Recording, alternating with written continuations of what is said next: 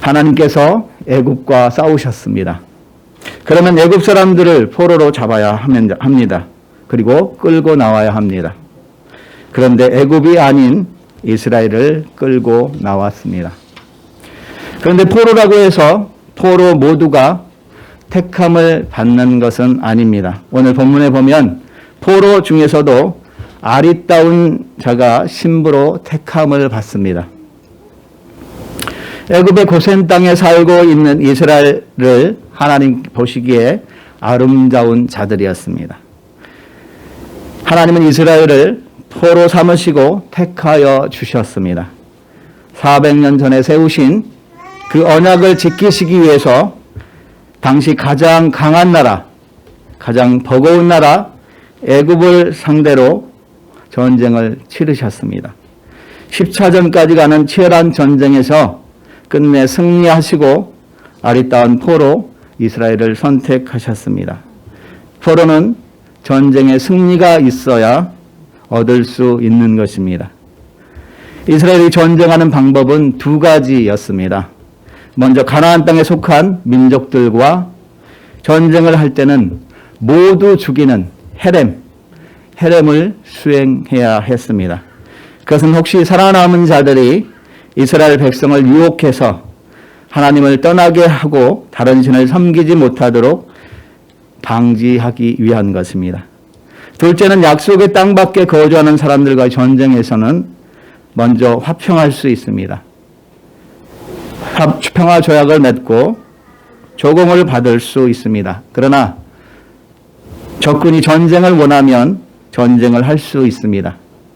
이때에는 남자들은 다 죽이고 여자와 아이들을 사로잡아 올 수 있습니다. 오늘 본문은 이 두 번째 전쟁의 방법을 그러한 상황 속에서 전제하고 있습니다. 신명기 21장 11절을 다시 한번 우리가 읽어보도록 하겠습니다. 시작. 내가 만일 그 포로 중에 아름다운 여자를 보고 그에게 연연하여 아내를 삼고자 하거든. 여기서 아리따운이라는 말은 아름다운 것을 의미합니다. 그런데 육신의 아름다움이 아닙니다. 영적인 아름다움을 말하는 것입니다. 자, 이 아리따운 단어는 히브리어로 야페라고 하는 단어입니다. 밝다, 깨끗하다, 아름답다에서 유래된 단어입니다. 그래서 하나님께서 창세전부터 선택하기로 작정하시고 하나님의 일이 그 안에 숨겨져 있는 나라 또는 사람을 말합니다. 하나님께서 모세를 아름답다라고 말씀하셨습니다. 여자처럼 예쁘다는 것입니까? 성경에서 아름답다는 것은 하나님이 택정하셔서 그 사람에게 하나님의 비밀한 것이 숨겨져 있는 사람을 아름답다라고 말합니다. 모세는 하나님의 포로가 되어서 택함을 받았습니다. 사도 바울도 만세 이전부터 택정함을 입었다고 말씀하셨습니다. 사도 바울은 어떤 사람입니까? 예수 믿는 자들을 끌어다 핍박하고 심지어는 죽이기까지 한 사람입니다. 그러나 사도 바울 그 이름이 바뀌기 이전에 사울의 삶에서 부정적인 모습보다는 하나님의 택정함을 입은 비밀이 숨어 있기 때문에 사도 바울을 볼 때 아름답다라고 말을 하는 것입니다. 사사시대의 룻은 어떻습니까? 모압에서 충분히 살 수 있습니다. 그런데 시어머니와 함께 하려는 것을 보면 어머니의 백성이 나의 백성, 어머니의 하나님이 나의 하나님이라는 고백 속에 룻을 향한 하나님의 예정과 하나님의 작정, 하나님의 거룩한 뜻이 담겨 있어 아름다운 여인이라 부르는 것입니다. 하나님께서 애굽과의 전쟁에서 승리하신 후 이스라엘을 택하셨습니다. 그 이유는 이스라엘이 아름답기 때문이라는 것을 알 수 있습니다. 호세아 9장 10절을 다 함께 읽어보도록 하겠습니다. 시작. 옛적에 내가 이스라엘 만나기를 광야에서 포도를 만난 같이 하였으며 너희 열조보기를 무화과 나무에서 처음 맺힌 첫 열매를 봄같이 하였거늘 저희가 바알볼에 가서 부끄러운 우상에게 몸을 드림으로 저희의 사랑하는 우상같이 가증하셨도다. 아멘. 하나님께서 호세아 선지자를 통해서 말씀하신 것입니다. 출애굽 당시 광야에서 포도를 만남같이 너희를 택하였고 처음 맺힌 열매 보듯이 너희 조상 아브라함, 이삭, 야곱을 또 모세와 당시 이스라엘 너희들을 아름답게 내가 보았다. 그런데 너희가 우상 숭배했다. 라고 책망하시는 것입니다. 너희를 아름답게 보았는데 너희가 나의 기대를 저버렸다라고 하는 것입니다. 구약시대에 포로가 되어 신부로 이스라엘이 택함을 받았다면 신약시대에는 누가 택함을 받았습니까? 바로 교회 여러분들이 신부로 택함을 받았습니다. 에베소서를 보면 물로 씻어 말씀으로 깨끗하게 하사 거룩하게 하시고 라는 말씀이 나옵니다. 우리 신부를 위해서 예수님이 십자가에서 죽으셨습니다. 악한 마귀들은 예수님이 죽었으니 자기들이 이겼다고 축배를 들었습니다. 군중들을 매수하여 바라바 대신 예수님을 십자가에 매달게 한 유대 지도자들도 축배를 듭니다. 그러나 반전이 일어납니다. 예수님은 3일 만에 사망 공세를 이기시고 살아나셨습니다. 부활하셨습니다. 그리고 승천하셨습니다. 마귀들의 3일 천하로 전쟁은 끝이 났습니다. 마귀에게 자기들의 삶을 내어준 많은 믿지 않는 사람들은 예수님이 십자가에 못 박혀 고통스럽게 죽으신 것까지만 이것만을 보았습니다. 이것밖에 듣지 못했습니다.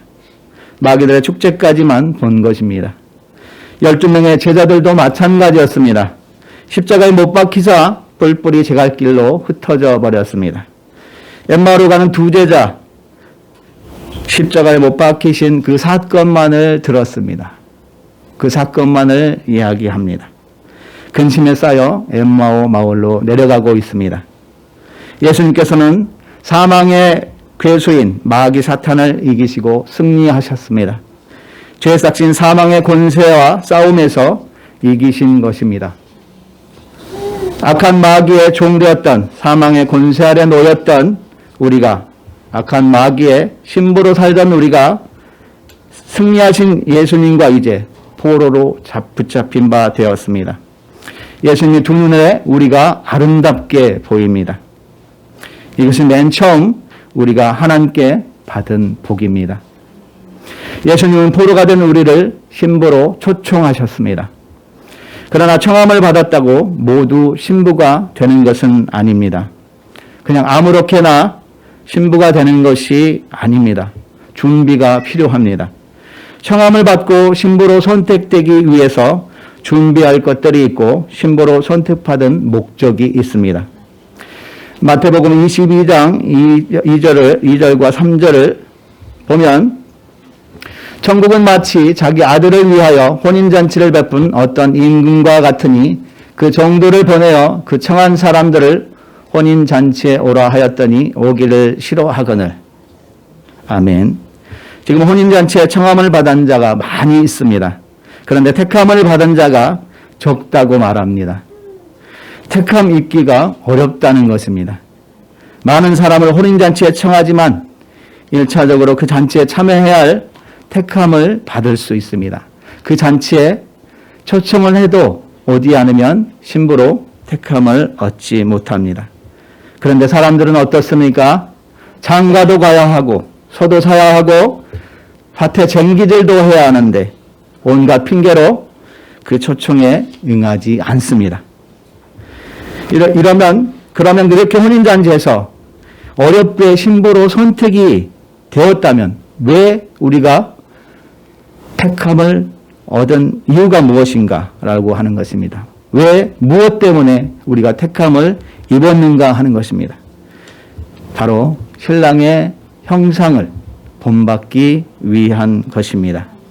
로마서 8장에 보면 아들의 형상을 본받게 하기 위하여 미리 정하셨으니 그들을 또한 의롭다 하시고 의롭다 하신 그들을 또한 영화롭게 하셨느니라 말씀합니다.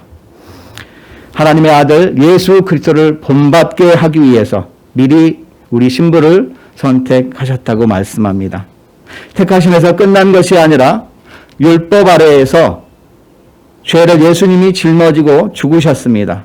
우리는 이것으로 의롭게 되었습니다. 그래서 우리는 택함 받은 거룩한 신부가 된 것입니다. 이것에 감사하고 또 의로워졌다고 믿으면 죄 짓지 않습니다. 어쩔 수 없이 우리가 당한 것은 있지만 고의적인 죄를 짓지 않습니다. 이것이 성화이고 영화의 단계로 나아가는 것입니다. 혼인잔치에 초청을 받고 그것을 기꺼이 응하여서 초청받은 신부가 해야 할 것들이 있습니다. 예수 그리스도를 형상을 본받기 위함입니다. 예수 그리스도가 사신 삶을 우리가 사는 것입니다. 초청에 응하지 않는 자를 우리가 깨우는 것입니다.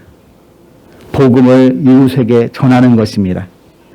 그래야 말씀으로 죽은 자가 살아나고 소경이 눈을 뜨고 안전뱅이가 일어나는 역사가 일어날 것입니다. 말씀으로 나오게 해야 합니다. 우리가 신부가 되기 위해서 해야 할 일이 있습니다. 그 첫째는 신랑은 신부와 함께 살 집으로 곧 초소로 데려가는 것입니다. 신명기 21장 12절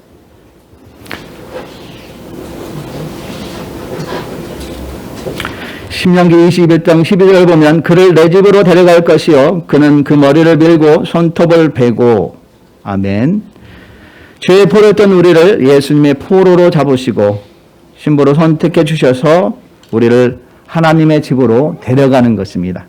예수님이 하나님께 돌아갈 때 초소를 예비하러 가신다고 말씀하셨습니다. 히브리서 11장 9절에 보면 더불어 장막에 거하였으니 라고 말씀합니다. 자, 외방에 있는 것 같이 약속하신 땅에 우고하여 동일한 약속을 유업으로 함께 받은 이삭과 야곱으로 더불어 장막에 거하였으니 라는 말씀을 합니다. 자, 우리가 대인됐을 때는 약속의 자녀가 되지 못하였다는 것입니다. 그러나 믿음으로 야곱과 함께 이삭과 함께 장막에 거했다는 것은 우리가 유업을 얻었다라는 것입니다. 이제 약속의 자녀가 되었다라고 하는 것입니다. 우리가 재혼되었을 때는 약속 밖에 있었기 때문에 신부로 청함을 받을 수 없습니다. 그러나 이제 십자가의 싸움에서 승리하신 예수님으로 인해서 우리가 죄 중에서 벗어나 예수님의 포로가 되어서 예수님의 보시기에 아름다운 신부로 청함을 받고 이제 혼인 서약을 맺은 신부가 되었습니다. 둘째는 신부로 선택받은 사람은 손톱을 베고 머리를 미는 것입니다. 이것은 신부가 하는 것입니다. 여자의 머리카락은 소중한 것입니다. 여자가 머리를 민다는 것은 지금까지 자신이 가장 소중히 여겼던 것을 포기하는 것입니다. 나를 포기하고 내가 다른 누구에게 기속되어진다고 하는 것입니다. 그 주인이 바뀌는 것을 말합니다. 여자의 머리가 누구입니까? 결혼하기 전에는 아버지가 여자의 머리였습니다. 이제 결혼을 하였습니다. 그러면 남편이 여자의 머리가 됩니다. 이제 아버지의 법을 따랐던 것에서 다 벗어버리고 남편의 법을 따라야 하는 것입니다. 그러면 지금까지 우리가 누구의 머리였습니까?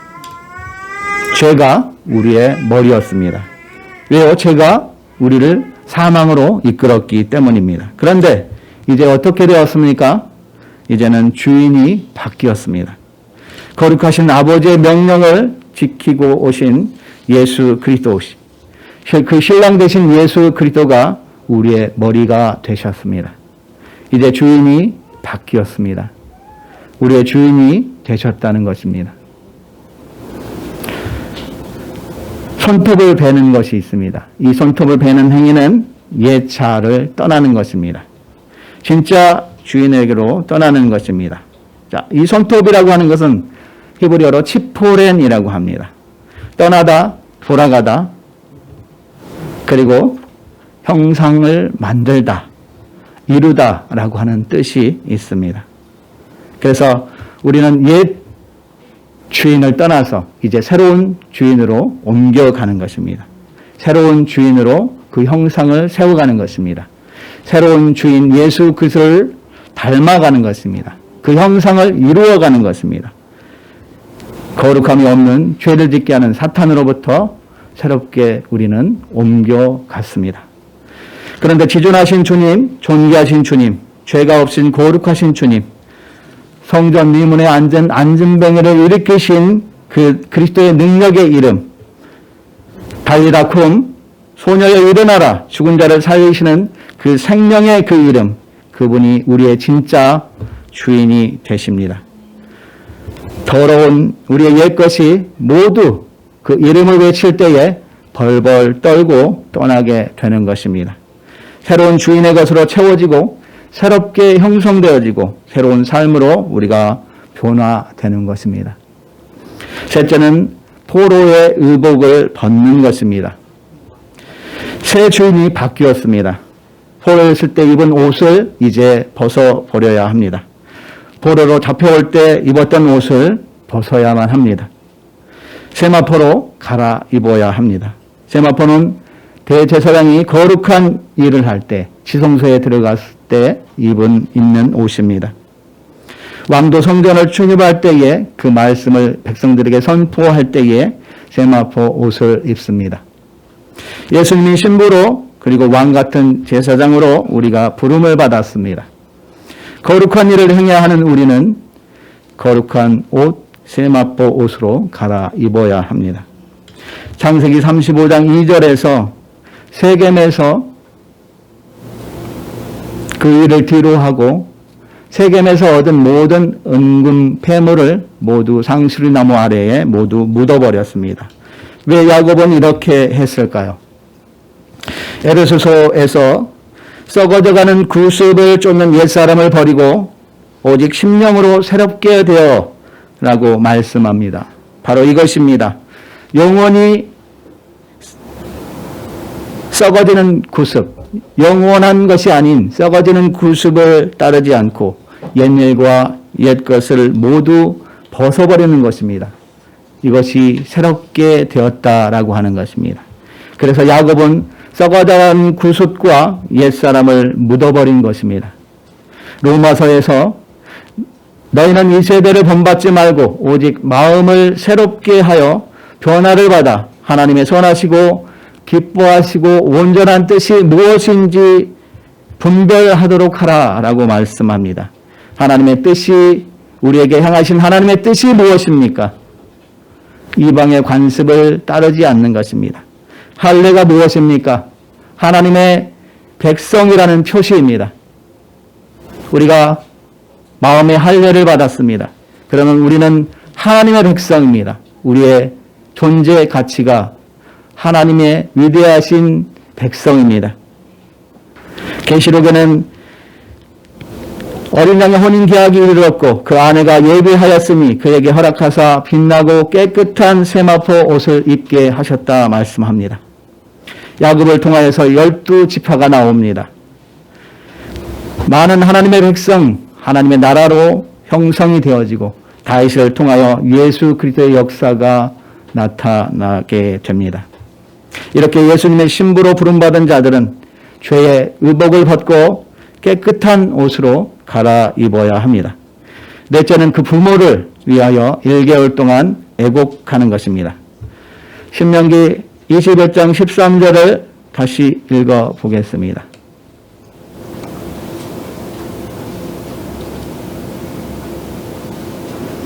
시작. 또 포로의 의복을 벗고 내 집에 살며 그 부모를 위하여 한 달 동안 애곡한 후에 내가 그에게로 들어가서 그의 남편이 되고 그는 내 아내가 될 것이요. 애곡하는 것은 언제 합니까? 부모가 죽었을 때 하는 것입니다. 자, 여기서는 전쟁을 통해서 포로에 잡힌 그 신부의 부모가 모두 죽었습니다. 그런데 여기서는 우는 행위를 통해서 부모를 죽인 것처럼 여기는 것입니다. 이것은 내가 옛사람, 마귀에서 나온 아비의 욕심, 육체의 욕심, 본질상 진노의 자녀였기 때문에 그것에서 멀리 떠난다는 그런 의미를 가지고 있어야 합니다. 자, 이것으로부터 포로였던 내가 이제 끊어져야 한다는 것입니다. 그래서 이것을 철저히 끊어버려야 합니다. 그래서 한 달 동안이나 애곡하는 것입니다. 다섯째는 그 남편이 되고 그는 내 아내가 될 것이라고 말씀합니다. 앞에 첫 번째는 남편이 하는 것이고 뒤에 두 번째부터 다섯 번째까지는 신부가 지켜야 할 규례입니다.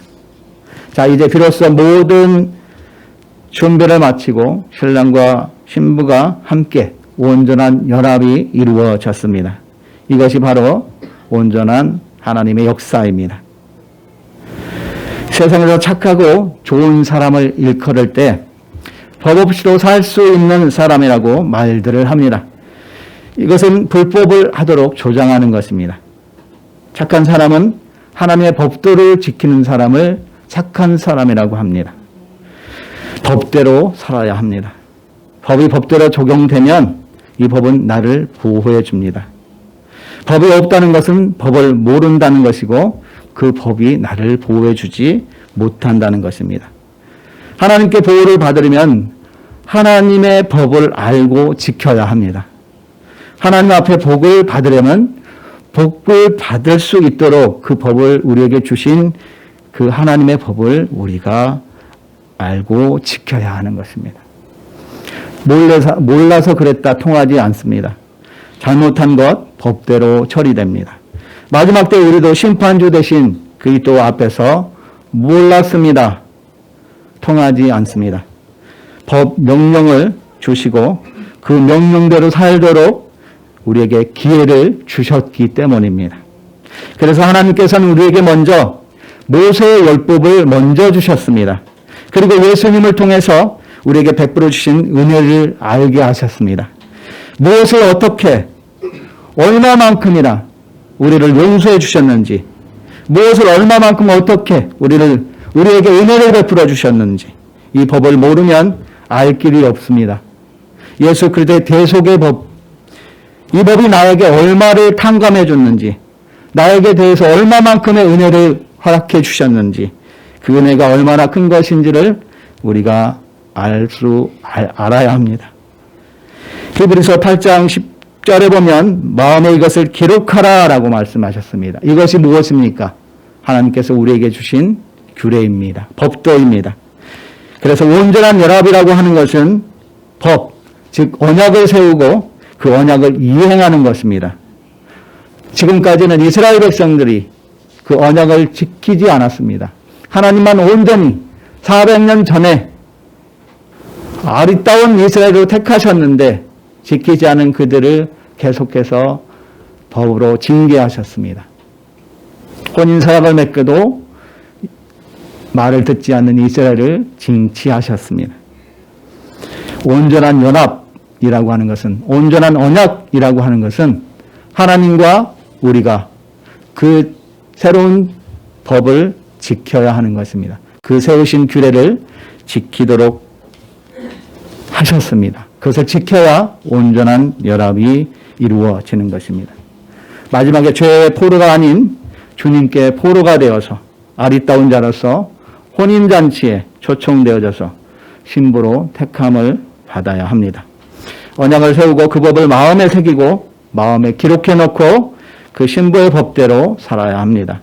예수 그리스도의 신부로 청함을 받고 법대로 사는 것이 우리에게 두 번째로 주어질 복입니다. 말씀을 맺겠습니다. 예수님이 이 땅에 오신 이유는 죄와 싸우셔서 승리하시고 죄의 종이었던 우리를 포로로 삼아주셔서 주님의 신부로 만들기 위함입니다. 주종의 관계가 아니라 죽도록 사랑하셔서 우리를 아름다운 신부로 선택해 주신 것입니다. 예수 그리스도가 우리를 신부로 선택하시고 다시 오시겠다 하시고 신부를 맞이할 초소를 예비하러 준비하러 하나님 아버지 앞으로 올라가셨습니다. 호적이 남자에게로 옮겨가는 것과 같이 예수 그리스도 자유자이신 예수님으로 말미암아서 아리따운 포로가 되었습니다. 이제 그 신분이 바뀌었습니다. 이제 우리들의 호적 등본에는 능력의 그 이름, 예수 그리스도의 그 이름이 신랑의 이름으로 우리의 호적에 등재되어 있습니다. 기록되어 있습니다. 이제 종이 아니라 예수님의 신부로 우리는 자유자가 되었습니다. 이 정체성을 가지고 한 주간 또 하나님 나라를 세우시는데 일조하는 우리 첫걸음께 많은 성도님들이 되시길 주님의 이름으로 축복합니다.